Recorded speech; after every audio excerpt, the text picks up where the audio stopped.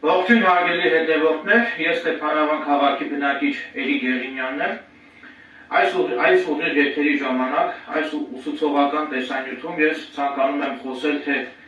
ինչ անել, որպեսզի չդառնա հանցագործության զոհ, ինչպես նաև ցանկանում եմ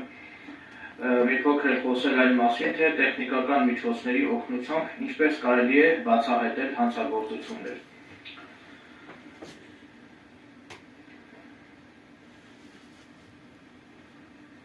Ցավոք համացանցում տարածված են մանկապղծությունն ու համացանցով պորնոգրաֆիկ տեսանյութերի տարածման և վաճառքի դեպքերը, և այդ նողկալի ու քստմնելի արարքը թե բարոյական և թե իրավական տեսանկյունից անընդունելի է և բնականաբար առաջացնում է քրեական պատասխանատվություն։ Եթե վերը նշված հանցագործությունները կատարվել են օդնոկլասնիկի կամ Facebook սոցիալական կայքեջերի միջոցով, ապա այդ կայքեջերի ID կոդի, այսինքն նույնականացման կոդի միջոցով իրավապահ մարմինների համար հնարավոր կլինի պարզել, թե այդ կայքեջը ինչ հեռախոսահամարի միջոցով է ակտիվացվել։ Իսկ համակարգչի IP կոդի միջոցով իրավապահ մարմինների համար հնարավոր կլինի պարզել համացանց մուտք գործելու աշխարհագրական վայրը։ Իսկ եթե որևէ մեկը փակ համարից, ոչ WhatsApp-ից, ոչ Viber-ից, այլ ուղիղ կապով զանգահարում է ձեզ և անհանգստացնում կամ սպառնում է ձեզ,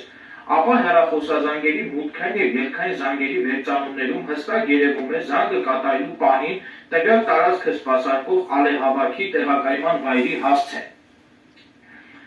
Հորդորում եմ նաև նախապես իմացեք և պահպանեք ձեր բջջային հեռախոսի email կոդը, որպեսզի եթե հանկարծ դուք ձեր հեռախոսը կորցնեք, կամ եթե ինչ-որ մեկը գողանա ձեր բջջային հեռախոսը, ապա իրավապահ մարմինները ձեր բջջային հեռախոսի email կոդի միջոցով կարող են հայտնաբերել ձեր բջջային հեռախոսը։ Իրազեկում եմ նաև, որ բջջային հեռախոսի email կոդի միջոցով իրավապահ մարմինները կարող են պարզել նաև, թե ձեր բջջային հեռախոսը գողանալուց հետո ձեր բջջային հեռախոսի մեջ ինչ հեռախոսահամաններ են տեղադրված եղել։ Հավաքեք աստղանիշ, վանդականիշ, 06 վանդականիշ և ձեր բջջային հեռախոսի էկրանին կտեսնեք ձեր բջջային հեռախոսի email կոդը։ Ուստի անհրաժեշտ է նախապես տեղեկանալ և պահպանել ձեր բջջային հեռախոսի email կոդը։ Եթե զանգահարում են ձեզ և ձեզ անհանգստացնում կամ սպառնում են, ապա ձեր անվտանգությունից ելնելով դուք օրենքով լրիվ իրավունք ունեք գաղտնի ձայնագրել ձեր հեռախոսազրույցը և Վահիկ Մխիթարյանի վերաբերյալ Վճռաբեկ Դադանի կողմից կայացված նախադեպային որոշմամբ արտահայտված իրավական դիրքորոշումների համաձայն ձեր կողմից կատարված գաղտնի ձայնագրությունները անշուշտ հետագայում իրավապահ մարմինների մոտ կարող են ունենալ ապացուցողական նշանակություն։ Ամփոփելով իմ ուսուցողական դիտարկումները, հավելեմ նաև, թե իրավական տեսանկյունից որոնք են համարվում արտաքին դիտում և ներքին դիտում օպերատիվ հետախուզական միջոցառումները։ Ուրեմն այսպես, արտաքին դիտումը առանց բնականի անձեռնմխելիության սահմանափակման, հատուկ տեխնիկական միջոցների կիրառմամբ անձանց հետևելը կամ դեպքերի և իրադարձությունների ընթացքը վերահսկելն է բաց տարածություններում, հանրային վայրերում կամ բնակարան չհանդիսացող փակ տարածությունում տեսաձայնագրման միջոցով։ Իսկ ներքին դիտում օպերատիվ հետախուզական միջոցառումը կատարվում է բացառապես դատարանի որոշման հիման վրա, միայն ծանր կամ առանձնապես ծանր հանցագործությունների վերաբերյալ քննվող գործերով։ Ներքին դիտումը հատուկ տեխնիկական միջոցների կիրառմամբ անձին իր բնակարանում գաղտնի հետևելն է կամ առանձին դեպքերի և իրադարձությունների ընթացքը վերահսկելն է տեսաձայնագրման միջոցով։ Այսինքն ձեր համակարգչի կամ ձեր բջջային հեռախոսի տեսախցիկի միջոցով իրավապահ մարմինները միայն դատարանի որոշման հիման վրա կարող են ներթափանցել հանցագործություն կատարած անձի բնակարան և այդպիսով կարող են հանցագործի բնակարանում գաղտնի հետևել հանցագործություն կատարած անձին, այնպես որ զերծ մնացեք հանցավոր նկրտումներից և դրսևորեք օրինապահ և իրավահպատակ վարքագիծ։ Այժմ ցանկանում եմ հանրությանը տեղեկատվություն տրամադրել նաև համապատասխան իրավական ակտերի վկայակոչմամբ հետևյալ հանգամանքների մասին։ Հիմա ցանկանում եմ բարձրաբանել, թե որն է համարվում անհրաժեշտ պաշտպանություն։ Հիմա այդ կապակցությամբ վկայակոչում համապատասխան վերաբերելի իրավակարգավորումը։ Մասնավորապես քրեական օրենսգրքի 32 հոդվածում հստակ նշված է հետևյալը. Քրեական պատասխանատվության ենթակա չէ այն անձը, որն արարքը կատարել է անհրաժեշտ պաշտպանության վիճակում։ Այսինքն ինչ է նշանակում անհրաժեշտ պաշտպանություն։ Եթե անձի նկատմամբ տեղի ունենում բռնություն, հարձակում, ոտնձգություն եւ եթե անձի կյանքին իրական վտանգ է սպառնում, կամ եթե որևէ մեկը ներխուժում է սեփականության հակառակ ձեր կամքի ներխուժում է սեփականության իրավունքով ձեզ պատկանող ձեր բնակարան եւ խախտում է ձեր բնականի անձեռնամխելիության իրավունքը եւ մտադրություն ունի ձեր բնակարանում ոտնձգության ենթարկել ձեզ, ապա այդ ժամանակ նույնպես յուրաքանչյուր ոք իրավունք ունի օրենքով սահմանված կարգով դիմելու ինքնապաշտպանության, ընդհանուր մինչև զենքով դիմելու ինքնապաշտպանության, եթե իհարկե այդ անձի մոտ գտնվող զենքը օրինական զենք է, փաստաթղթերով ոստիկանությունում գրանցված զենք է, նման պարագայում նույնպես օրենքը թույլ է տալիս անձին զենքով դիմելու ինքնապաշտպանության։ Տվյալ դաշտը կարգավորվում է զենքի շրջանառության մասին գործող օրենքով, այսինքն թե որ դեպքերում անձը իրավունք ունի զենք կիրառել։ Նաև ցանկանում եմ նշել, որ եթե դուք սահմանազանցեք ձեր անհրաժեշտ պաշտպանությունը, ապա նոր այդ դեպքում է ձեր արարքը հնարավոր է դիտարկվի որպես հանցագործություն, այսինքն դա կարող է դիտարկվել անհրաժեշտ պաշտպանության սահմանազանցմամբ կատարված հանցագործություն։ Սակայն եթե դուք չեք սահմանազանցում անհրաժեշտ պաշտպանությունը եւ օրենքով սահմանված կարգով դիմում եք ինքնապաշտպանության, ձեր կյանքը պաշտպանելու կամ ձեր հարազատների կյանքը պաշտպանելու նկատառումներից ելնելով, ապա նմանատիպ դեպքերը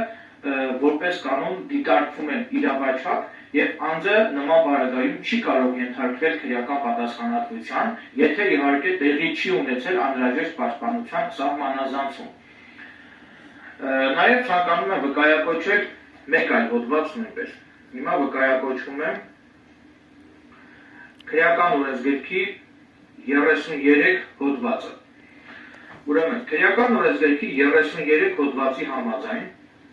քրեական պատասխանատվության ենթակա չէ այն անձը, որը սույն օրենսգրքով նախատեսված հակաիրավական ոտնձգություն կատարած անձին վնաս է պատճառել նրան իրավասու մարմիններին հանձնելու կամ նոր հակաիրավական արարքը կանխելու նպատակով նրան բռնելիս։ Իսկ նույն հոդվածի, այսինքն քրեական օրենսգրքի 33 հոդվածի 5-րդ մասում հստակ նշված է հետևյալը. Սույն օրենսգրքով նախատեսված հակաիրավական ոտնձգություն կատարած անձին բռնելու իրավունք ունի նաև յուրաքանչյուր ոք, անկախ դրա համար լիազորված անձանցից։ Այսինքն դրա համար լիազորված անձանցից բացի յուրաքանչյուր ոք իրավունք ունի բռնել հակաիրավական ոտնձգություն կատարած անձին կամ անձանց։ Հիմա ովքեր որ իրավաբան չեն, բնականաբար ասեմ, որ ես նույնպես իրավաբան չեմ, ես փաստաբան չեմ, պարզապես բավականին լավ ուսումնասիրել եմ օրենսդրությունը եւ այդ իսկ պատճառով մեկնաբանում եմ օրենսդրությունը։ Հիմա ովքեր որ իրավաբան չեն եւ լավ չհասկացան, թե ես հիմա ինչ ասեցի, փորձեմ ել ավելի մատչելի, ել ավելի հասկանալի, ել ավելի անկալելի կերպով մեկնաբանել քրեական օրենսգրքում զետեղված այս իրավակարգավորումները։ Ուրեմն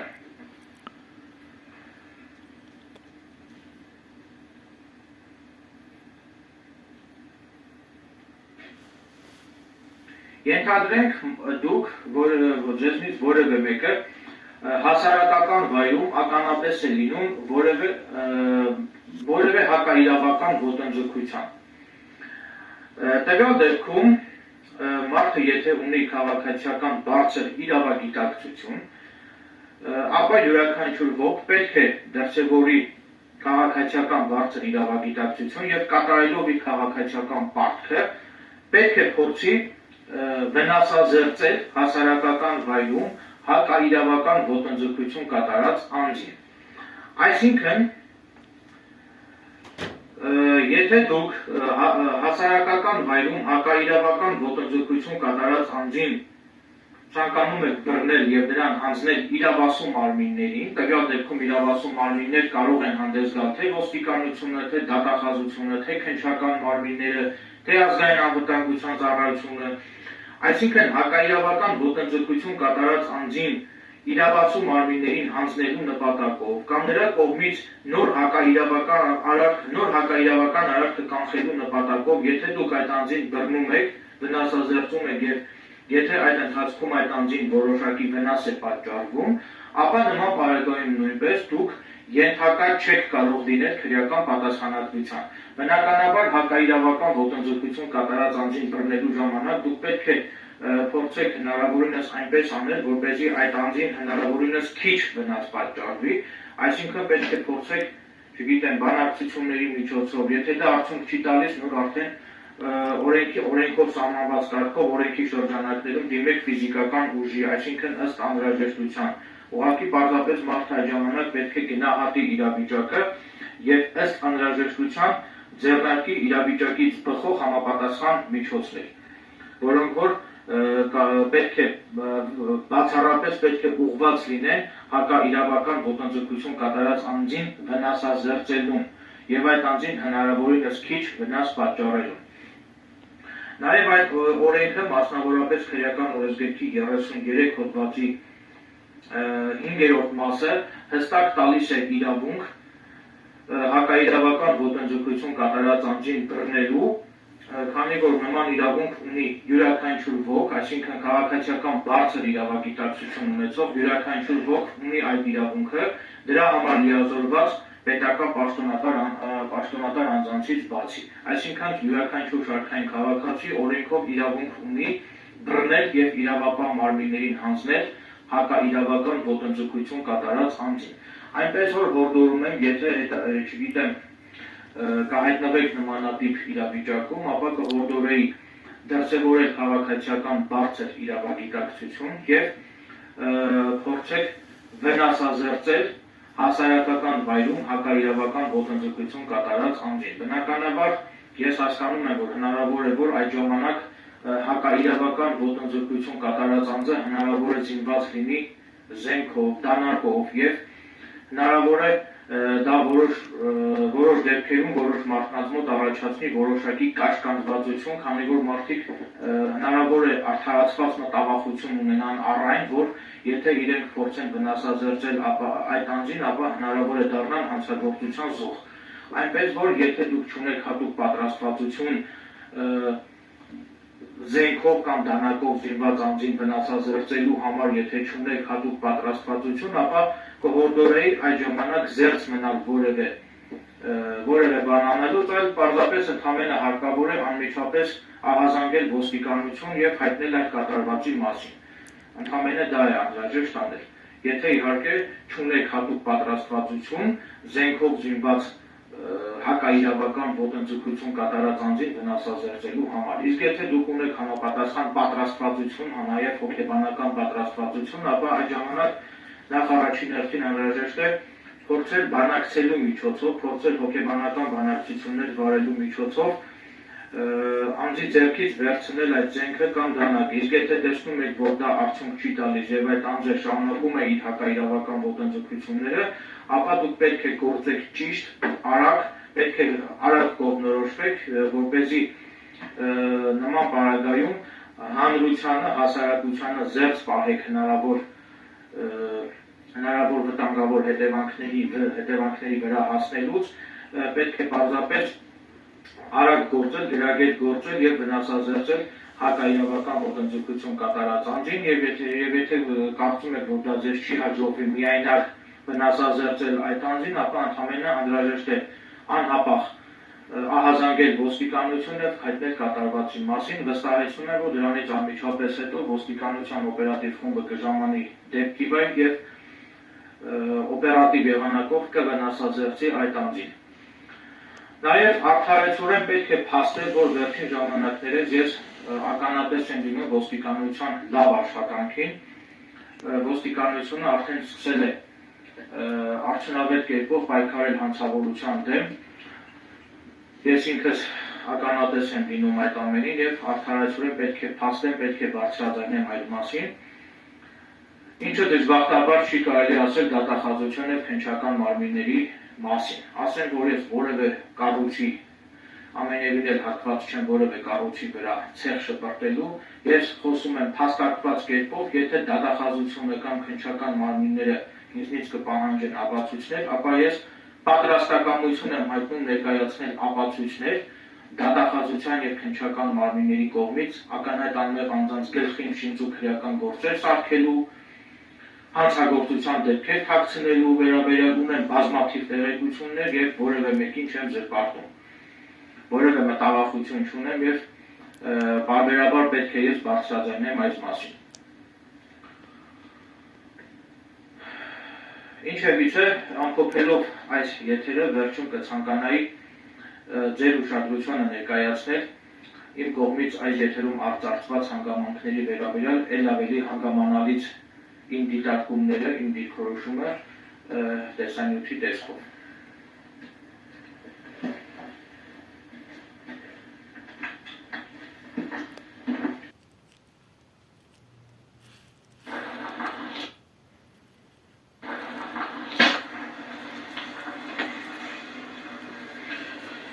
Ողջույն հարգելի հետևորդներ, ես Ստեփանավան քաղաքի բնակիչ Էրիկ Եղինյանն եմ։ Այս տեսանյութում ցանկանում եմ անդրադառնալ հասարակությանը հետաքրքրող, հասարակությանը մտահոգող մի բավականին հետաքրքիր թեմայի։ Ասեմ, որ ինչի մասին, որ հիմա ես կխոսեմ այս տեսանյութում, դրա մասին իրավապահ մարմինները բնականաբար քաջատեղյակ են։ Այս տեսանյութը ամենևին էլ իրավապահ մարմինների համար չէ, այլ այս տեսանյութում ես պարզապես ցանկանում եմ շարքային քաղաքացիներին տեղեկացնել, թե ինչ անել, որպեսզի չդառնաք հանցագործության զոհ, իսկ եթե արդեն իսկ դարձել եք հանցագործության զոհ, ապա կտեղեկացնեմ ես ձեզ այս տեսանյութում, կտեղեկացնեմ, թե հանցագործության զոհ դառնալուց հետո ինչ անել, ինչպես անել, որպեսզի հայտնաբերվի ձեր նկատմամբ հանցագործություն կատարած անձը։ Այսինքն այս տեսանյութը ավելի շատ կրում է ուսուցողական բնույթ միայն շարքային քաղաքացիների համար, այսինքն ոչ ուժային կառույցների համար, այլ այս ուսուցողական տեսանյութում ես ցանկանում եմ բարձրաձայնել այնպիսի տեղեկությունների մասին, որոնք որ ժողովրդի որոշ հատվածին կհետաքրքրի և վստահ եմ, որ ժողովրդի որոշ մասը բնականաբար տեղյակ չի լինի այս տեսանյութում իմ կողմից բարձրաձայնված հանգամանքների մասին։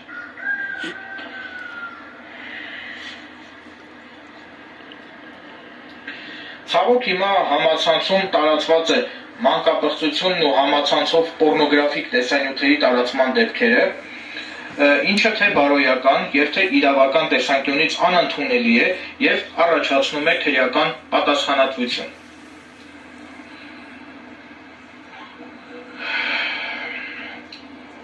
Նմանատիպ դեպքերից զերծ մնալու համար կամ եթե արդեն իսկ ձեր նկատմամբ կատարվել են նմանատիպ հանցագործություններ, հիմա պարզաբանեմ, իրազեկեմ, ավելի շատ իրազեկեմ, թե ինչպես կարող եք բացահայտել, ինչպես կարող եք հայտնաբերել ձեր նկատմամբ նմանատիպ հանցագործություններ կատարած անձին կամ անձանց։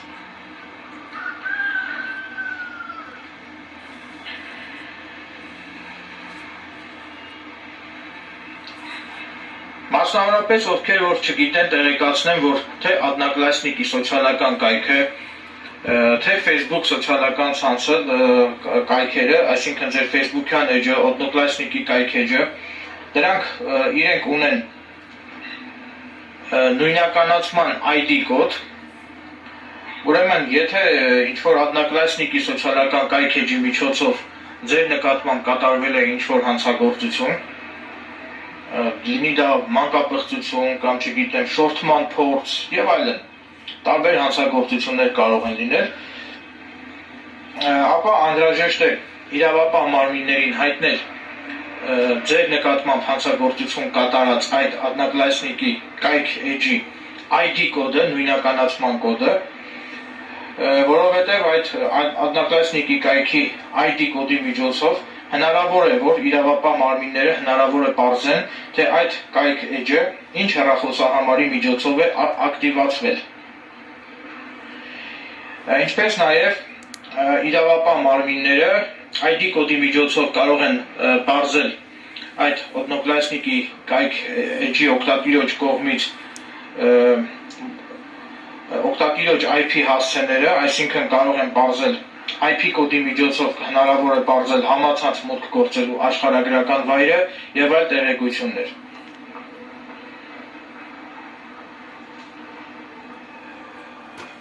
Իսկ եթե ինչ-որ մեկը փակ համարից զանգահարում է ձեզ եւ անհանգստացնում, ապա տեղեկացնեմ, որ դա միայն ձեզ մոտ է համարը փակ լինում նմանատիպ դեպքերում, սակայն եթե դուք այդ մասին դիմեք իրավապահ մարմիններին, այսինքն գրավոր բողոք ներկայացնեք, ապա իրավապահ մարմինները քննիչը կարող են պարզել այդ փակ համարից ձեզ կատարված բաժանորդի անուն, ազգանունը, հասցեն եւ այլ տվյալներ։ Նաև հեռախոսազանգերի վերծանումներում, այսինքն եթե դա եղել է ուղիղ կապի միջոցով, այսինքն եթե ձեզ կատարված զանգը չի եղել WhatsApp հավելվածի կամ Viber հավելվածի միջոցով, այլ եթե ձեզ կատարված զանգը եղել է ուղիղ կապի միջոցով, ապա նման պարագայում հեռախոսազանգերի մուտքային եւ ելքային զանգերի վերծանումների միջոցով հնարավոր է պարզել զանգը կատարելու պահին տվյալ տարածքը սպասարկող ալեհավաքի տեղակայման վայրը, այսինքն բաժանորդի տեղակայման վայրը։ Ինչու եմ ասում տվյալ տարածքը սպասարկող ալեհավաքի տեղակայման վայրը, հիմա բացատրեմ, թե բանն ինչումն է կայանում։ Մասնավորապես հնարավոր է ձեզ զանգահարած անձը բաժանորդը այդ պահին գտնվելիս եղած լինի, ենթադրենք Թումանյան փողոցում, սակայն տվյալ տարածքը սպասարկող ալեհավաքը տեղակայված լինի, ենթադրենք, օրինակի համար եմ ասում, ենթադրենք Սայաթնովա փողոցում։ Այսինքն տվյալ դեպքում արդեն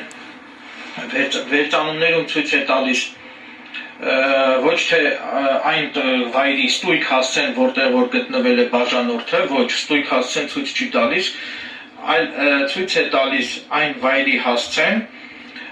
որտեղ որ տվյալ տարածքը սպասարկվում է ինչ-որ որևէ ալեհավաքի կողմից։ Այսինքն ալեհավաքի տեղակայման վայրի հասցեն է ցույց տալիս։ Բնականաբար նորից եմ կրկնում, այս տեղեկատվությունները իրավապահ մարմիններին քաջ հայտնի են եւ ինչպես արդեն սույն տեսանյութի սկզբում ասեցի, այս ուսուցողական տեսանյութում ավելի շատ ես այս ուսուցողական տեսանյութը ավելի շատ նկարահանում եմ այն շարքային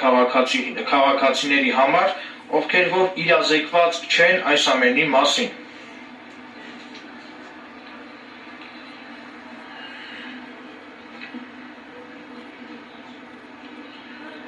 Նաև տեղեկացնում եմ, որ յուրաքանչյուր բջջային հեռախոս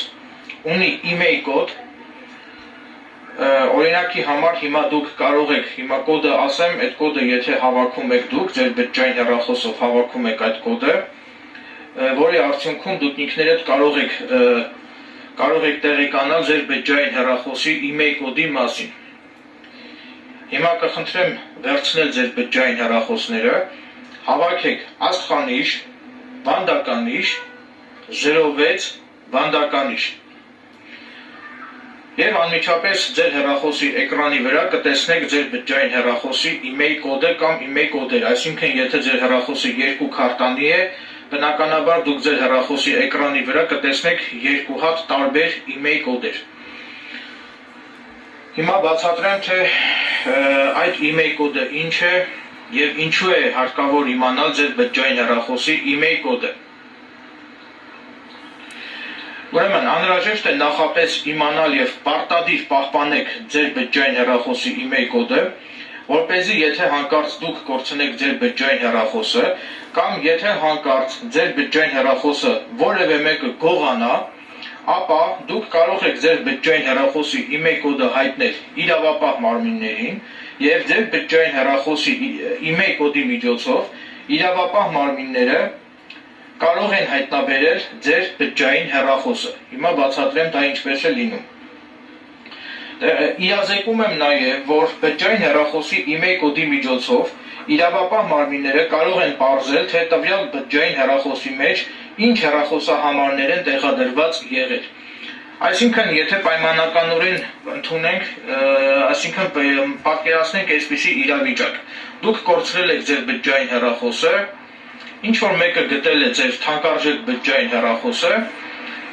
ձեր քարտը ձեր բջջային հեռախոսի մեջից հանել շպրտել է, այնուհետև ձեր բջջային հեռախոսը գտնող անձնավորությունը իր քարտն է տեղադրել ձեր բջջային հեռախոսի մեջ եւ օգտագործում է ձեր բջջային հեռախոսը։ Այսինքն, եթե դուք նախապես իմանաք ձեր կորցրած բջջային հեռախոսի email կոդը, ապա դուք կարող եք ձեր բջջային հեռախոսի email կոդը հայտնել իրավապահ մարմիններին եւ ինչպես արդեն նշեցի, իրավապահ մարմինները ձեր բջջային հեռախոսի email կոդի միջոցով շատ արագ կպարզեն, թե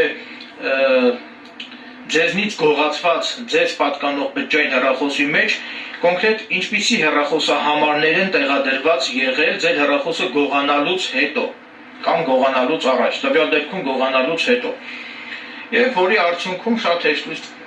հեշտությամբ արդեն իրավապահ մարմինները կպարզեն այն անձի ինքնությունը,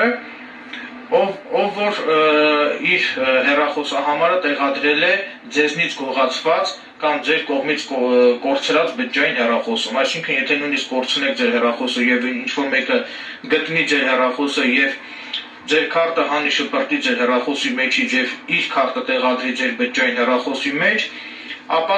դրա արդյունքում նույնպես իրավապահ մարմինները կարող են ձեր բջջային հեռախոսի email կոդի միջոցով հայտնաբերել ձեր բջջային հեռախոսը գողացած կամ ձեր բջջային հեռախոսը գտած անձին կամ անձանց։ Սա շատ կարևոր ինֆորմացիա է բոլոր նրանց համար, ովքեր տեղյակ չեն այս ամենի մասին, ուստի եւս մեկ անգամ հորդորում եմ պարտադիր ձեզ մոտ առանձին թղթի վրա գրած ունեցեք ձեր բջջային հեռախոսի email կոդը կամ ավելի լավ է պահպանեք ձեր բջջային հեռախոսի տուփը, այսինքն եթե ինչ-որ խանութից դուք բջջային հեռախոս եք գնում, ապա ձեր բջջային հեռախոսի հետ միասին ձեզ տրամադրվում է նաև ձեր բջջային հեռախոսի տուփը, որի վրա պարտադիր նշված են լինում ձեր բջջային հեռախոսի email կոդը։ Այսինքն հարկավոր է, անհրաժեշտ է պահպանել այդ ձեր հեռախոսի տուփը, որի վրա առկա են ձեր բջջային հեռախոսի email կոդերը եւ ձեր հեռախոսը կորցնելու կամ ձեզնից գողանալու դեպքում անհրաժեշտ է իրավապահ մարմինների ներկայացնել նաև ձեր բջջային հեռախոսի տուփը։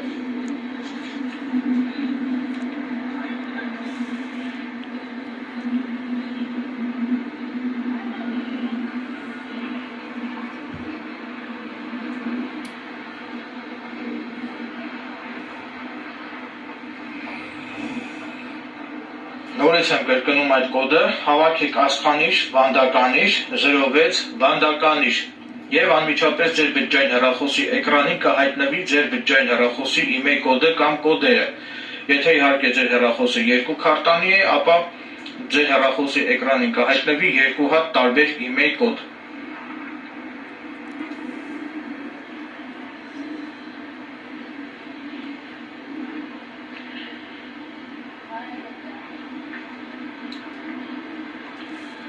Դժբախտաբար ես բազմիցս ականատես եմ եղել, որ տարբեր մարմնավաճառ աղջիկներ վաճառում են հայկական պոռնոգրաֆիկ տեսանյութեր կամ հենց իրենց պոռնոգրաֆիկ տեսանյութերը կամ մեկ այլ անձի պոռնոգրաֆիկ տեսանյութերը, ասեմ, որ դա քրեորեն հետապնդելի արարք է համարվում,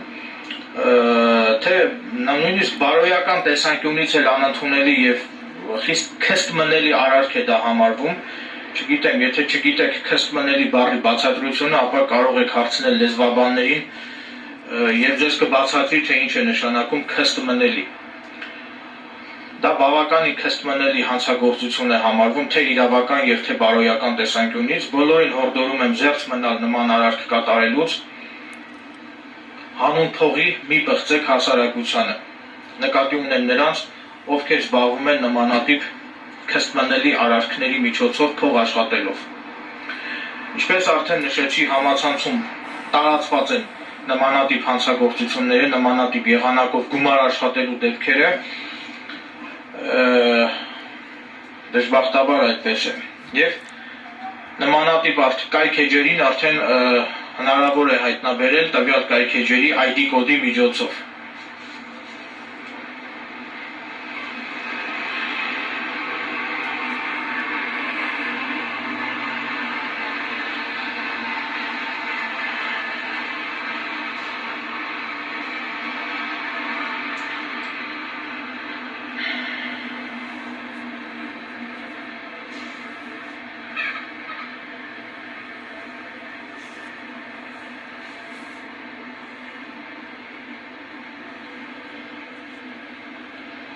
Ամփոփելով իմ դիտարկումները, այժմ ցանկանում եմ տեղեկացնել, թե ինչ է նշանակում ներքին դիտում եւ ինչ է նշանակում արտաքին դիտում։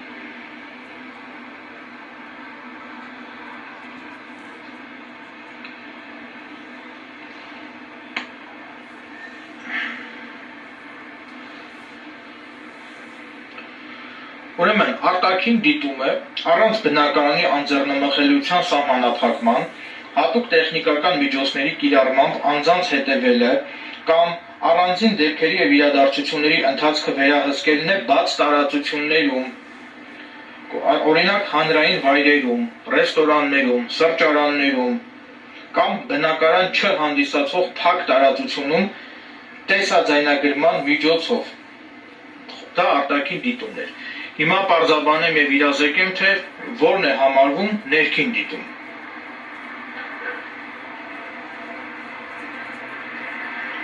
Ներքին դիտումը հատուկ տեխնիկական միջոցների կիրառմամբ անձին բնակարանում հետևելն է կամ առանձին դեպքերի եւ իրադարձությունների ընթացքը վերահսկելն է տեսաձայնագրման միջոցով։ Ավելացնեմ, որ ներքին դիտում կոչվող օպերատիվ հետախուզական միջոցառումը կարող է իրականացվել բացառապես դատարանի թույլտվությամբ եւ բացառապես դատարանի որոշման հիման վրա։ Քանի որ անձին բնակարանում հետևելը դա անձի իրավունքների խիստ սահմանափակում է, հետեւաբար եթե իրականացվում է ներքին դիտում օպերատիվ հետախուզական միջոցառում, որի շրջանակներում պետք է ինչ-որ մի անձի իր իսկ բնակարանում գաղտնի հետևել, ապա դա կատարվում է բացառապես դատարանի թույլտվությամբ եւ բացառապես դատարանի որոշման հիման վրա։ Բնականաբար արդեն հասկացաք, որ նման միջոցառում իրականացնելու իրավասություն ունեն միայն իրավապահ մարմինները, դրանք են նույն ոստիկանությունը, քննչական կոմիտեն եւ ազգային անվտանգության ծառայությունը բնականաբար։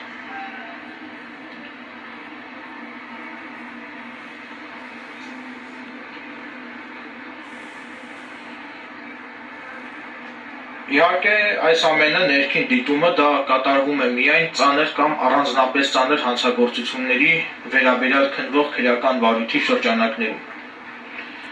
Նույն ներքին դիտում օպերատիվ հետախուզական միջոցառման շրջանակներում հնարավոր է նաև անձի բնակարանում գտնվող համակարգչի կամ բջջային հեռախոսի տեսախցիկի միջոցով հնարավոր է ներթափանցել անձի համակարգչի եւ բջջային հեռախոսի մեջ, իհարկե դրանք նույնպես իրավապահ մարմիններն են անում, նույն այդ ներքին դիտում օպերատիվ հետախուզական միջոցառման շրջանակներում պարտադիր դատարանի թույլտվությամբ։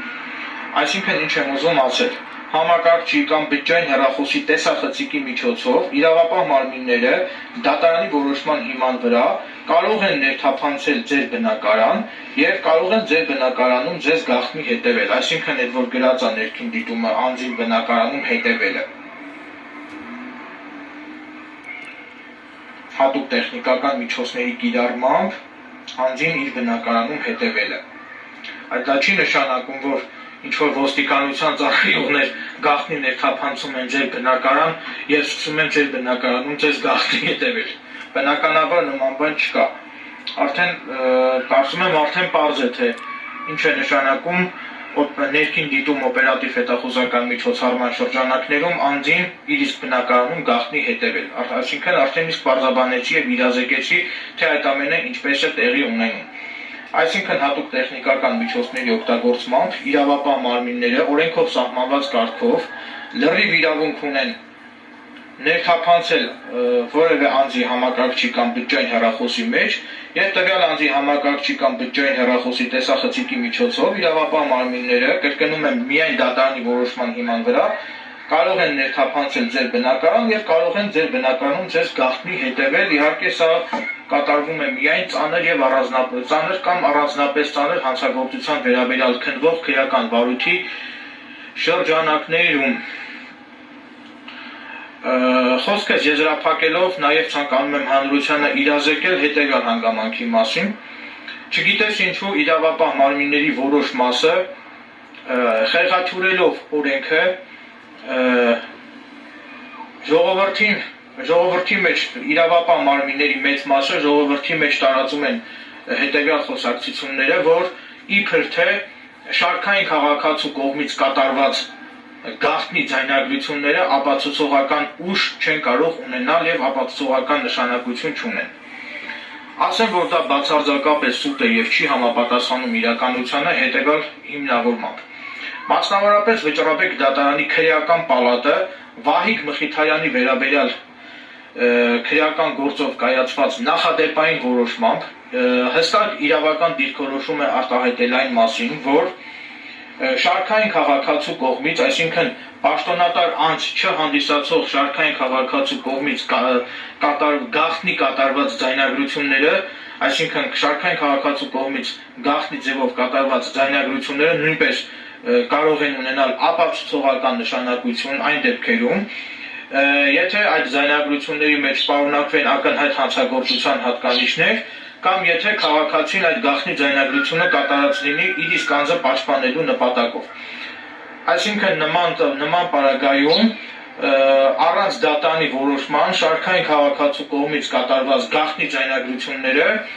օրենքի սահմանած իմաստով կարող են ունենալ ապացուցողական նշանակություն։ Ինչպես արդեն բոլոր իրավաբանները տեղյակ են, վճռաբեկ դատարանի նախադեպային որոշումները դրանք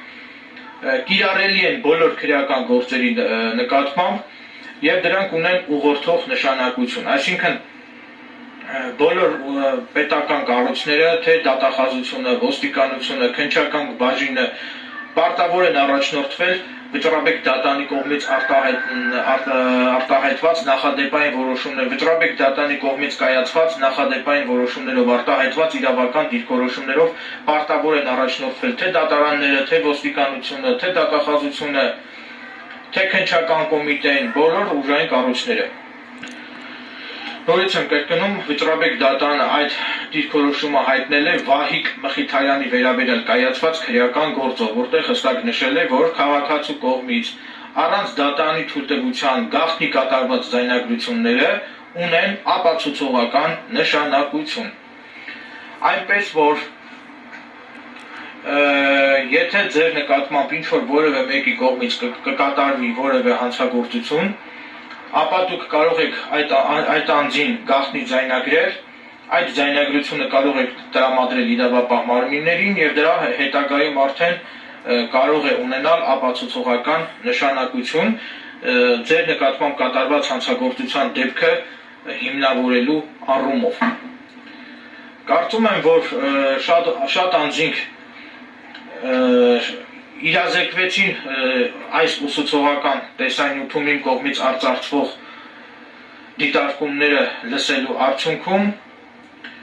եւ եթե կան թեմաներ, որոնց մասին նույնպես դուք կցանկանայիք, որ ես խոսեի, խոսքս վերաբերվում է իրավական բնույթի թեմաներին, եթե կան այնպիսի իրավաբանական բնույթի թեմաներ, որոնց մասին դուք կցանկանայիք, որ ես խոսեի եւ դրանց անդրադառնայի, ապա մեկնաբանություններում կարող եք գրել այդ մասին եւ ես անպայման կանդրադառնամ ձեր կողմից բարձրացված բոլոր իրավական բնույթի հարցերին։ Այսքանը, շնորհակալություն ուշադրության համար։